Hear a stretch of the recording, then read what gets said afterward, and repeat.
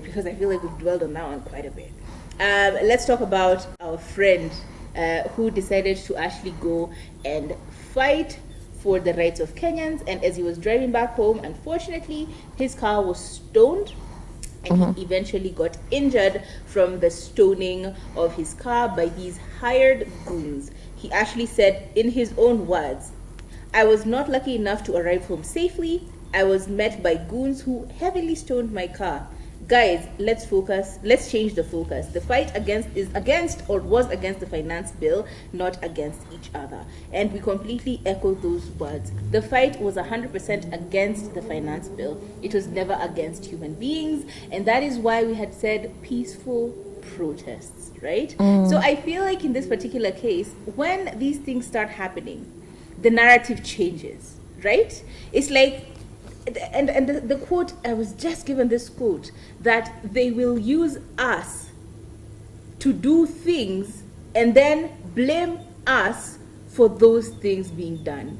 If I, as a citizen, comes and beats Turi up as my fellow citizen, and we were all trying to walk to, say, the mall down the road, and then I come back and tell her, "Oh, I'm sorry, I didn't actually beat you," her proof is still, I beat her. So we will never probably walk again to the mall, will we? Because she will always be fearing for her life. Like, hey, if I walk with this shorty, she might actually beat me up again. So why would we now start changing the narrative? It is simply all PR. It's all an orchestration.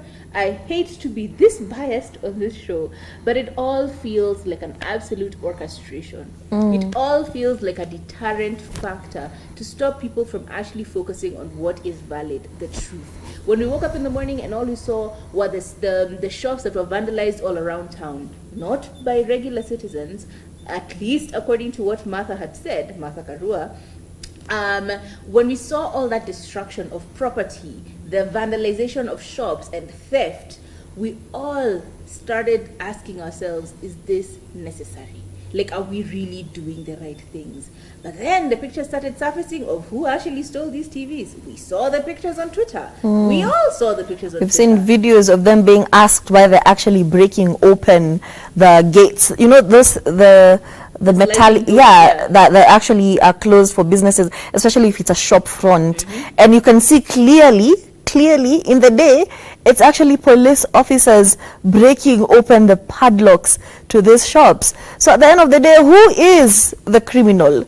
Who is the treasonous criminal? Who took advantage of everything that was happening? And I remember, yesterday while we were telling guys it's time to go home, leave CBD, go home, and Uganda House was actually on fire. And a part of me was so scared. I'm just like, I hope now this doesn't take away from all the progress we have done, only for it to come out later on that it was actually the tear gas that was being thrown, and one of it exploded and caught fire and so on. I'm just like, ooh, relief. And even police in their quest for justice, again, we're going off topic. Absolutely. But unfortunately they did shoot one of their own yesterday in town, and I'm just like, why? We also saw the police officer who was crying outside Parliament after he realized that it was his brother that had been shot by the police. And he resigned. He just said, I am removing my uniform. Good job, police. Good job to you.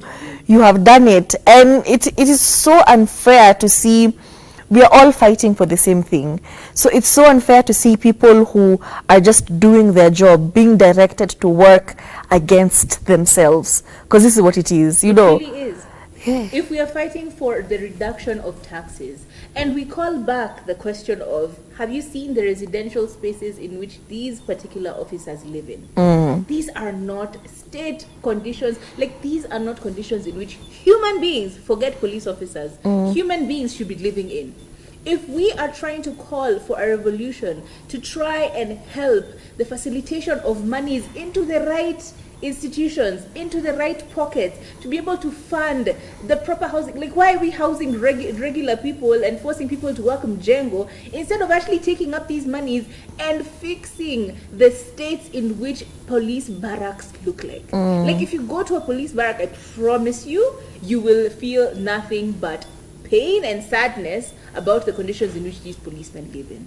And this is not just me saying this. You just open your eyes. Just open your eyes, go look. I am not instigating, inciting. I am telling you, open your eyes, go look. If we are trying to fight for you, you need to be with us, not against us. I love that yesterday most of the police, up until before the goons started showing up, were actually doing very bare minimum. By the way, we were walking in between the people with their combat gears and whatever. No one was really bothering with anyone, unless you were trying to now vandalize or trying to steal or trying to act out of pocket. Then they would intervene. But everyone else was being very regular. Police officers walking in the middle of other civilians as if nothing is happening. And we are all saying the same thing: reject finance bill and Ruto must go. That was the messaging that was being carried across. And again, we are going so far off topic, but these are the issues that are plaguing us as a nation, and we have to address them. True. And right before